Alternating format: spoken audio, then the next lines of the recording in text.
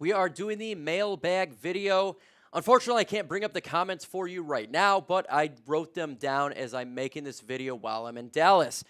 Before we get into this video, make sure you like this video. Let's get to 200 likes in this video with your help. It absolutely can happen. I took questions from the live show and comments, and I made this video from you guys.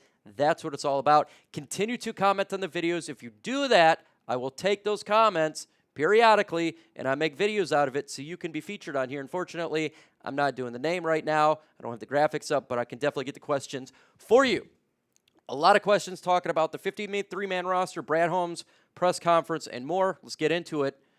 First question, when do you believe Alim McNeil's contract will be done? That is something that Brad Holmes talked about in his press conference.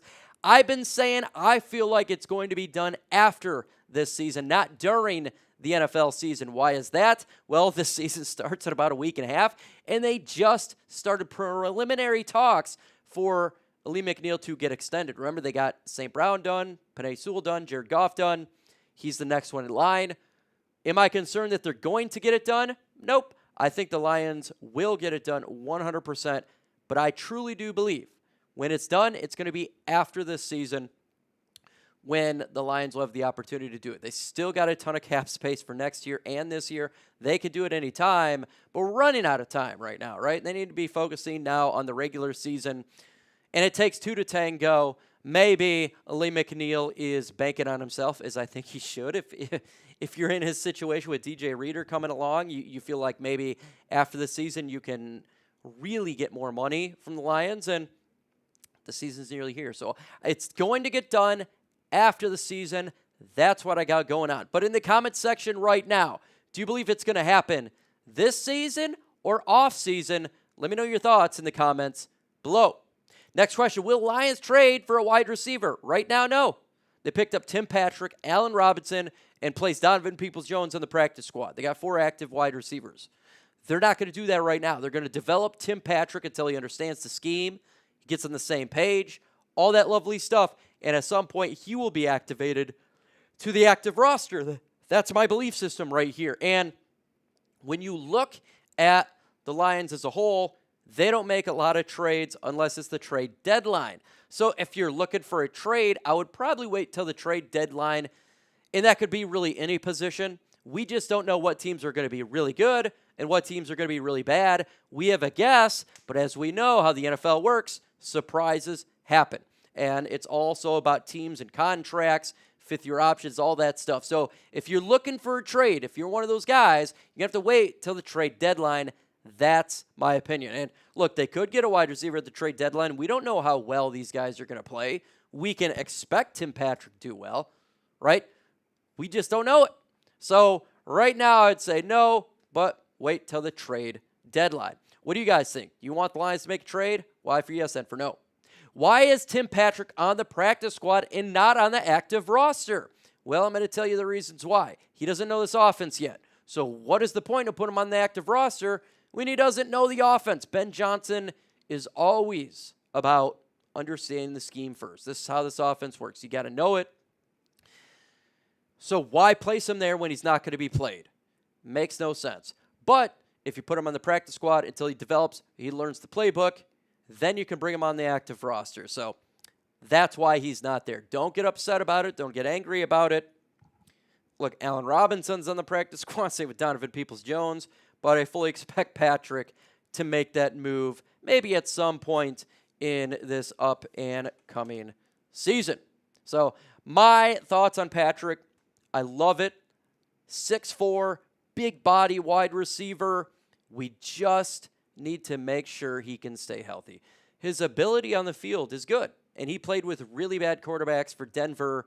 So when he's on the field where you have an offensive line that's going to allow Jared Goff to dissect the defense, at some point Patrick would get open, and you already know Goff will toss him the ball. So I'm not worried about it at all. Zero worries from my end. Super excited to see what they do. Not worried about it. And I don't think you should be worried about it. We're talking about wide receiver 5. Folks, when I talk about wide receivers in the videos about concern level, it's more of if there's an injury to the Lions receivers. Then that all the wide receivers move up. That would be the concern. But right now, everyone's healthy. So I'm not too concerned about it. St. Brown, Jameson Williams, Kalif Raymond, extremely good wide receivers, right? You can do Sione Vaki, Jahmyr Gibbs in the slot if they want to. We got Sam LaPorta. They got plenty of weapons for the Lions to utilize, so I'm not worried about it. Next question, are you fine with the Lions' 53-man roster and practice squad? Yes, I am. Why is that?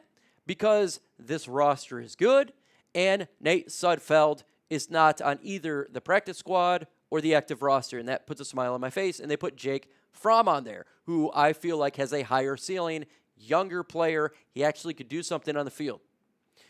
Allen Robinson, questionable for the practice squad, but am I going to complain about a veteran wide receiver on the practice squad? Absolutely not. That's a terrible complaint to have, especially when you're the guy to Tim Patrick, Donovan Peoples-Jones. And if you know anything about the practice squad, it changes quite a bit. So you could see a situation where if he's not doing any sort of upgrade and he's not learning a scheme or whatever the situation for Allen Robinson, you could see him get released at some point. But I love the Lions roster. I think it's deep. I think it's great. I love the practice squad. I think that's deep. I think it's great. The Lions are heading into week 1 solid from the roster position. Well, what is your thoughts? What do you think? Are you okay with the Lions 53-man roster? Let me know right now in the comments why for yes and for no. Let's continue on here with an awesome question here. Who wins the Rams or Lions week 1 2024 NFL season? This one's easy.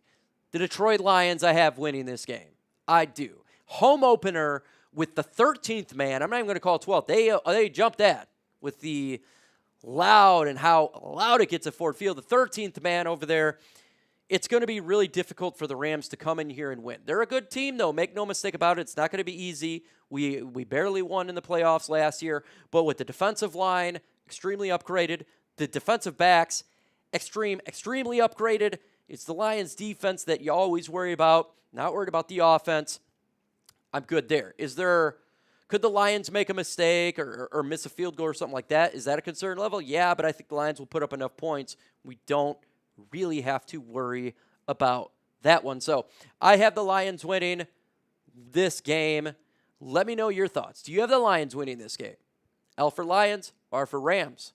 Let me know your thoughts in the comments below. Next question.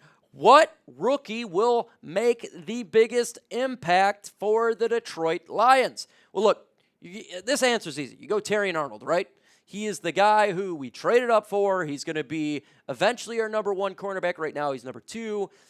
He's going to have a big impact. Ennis Rakestraw is going to have an impact. But with all those, the easy answers, I'm going to do it different.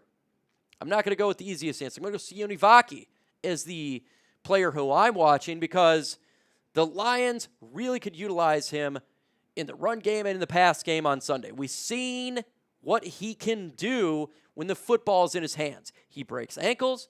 He's great with his hips. He's patient. And he's going to beat any linebacker in space. So if they want to utilize him in the slot, Jared Goff's going to sit back there. Watch out.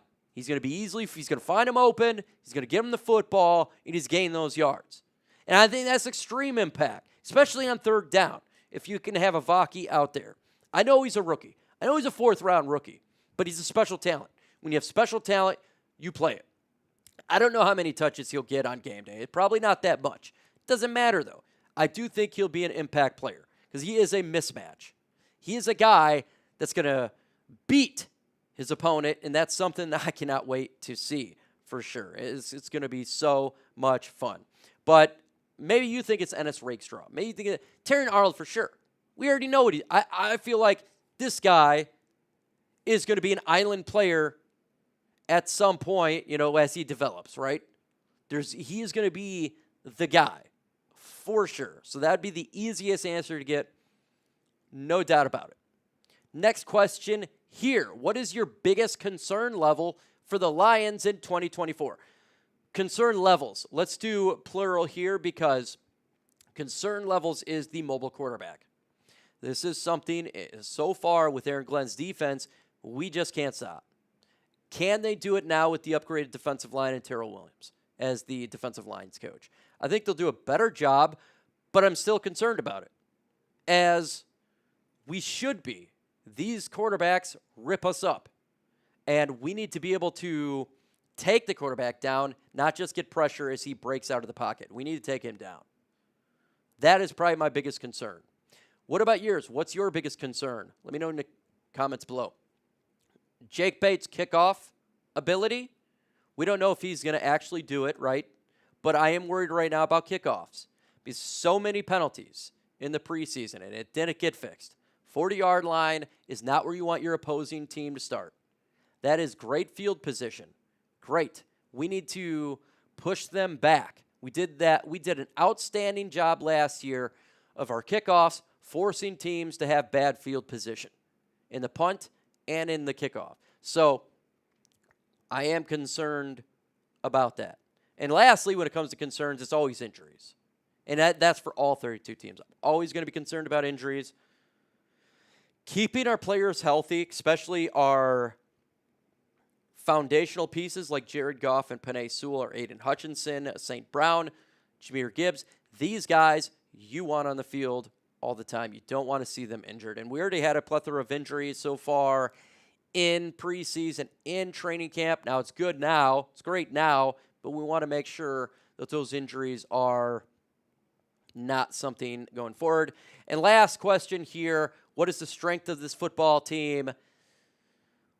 Well, we go offense, but I'm going to start with defensive line. How about I switch it up a little bit? I'm really impressed with the defensive line, with the Levi Nuzurike's rise.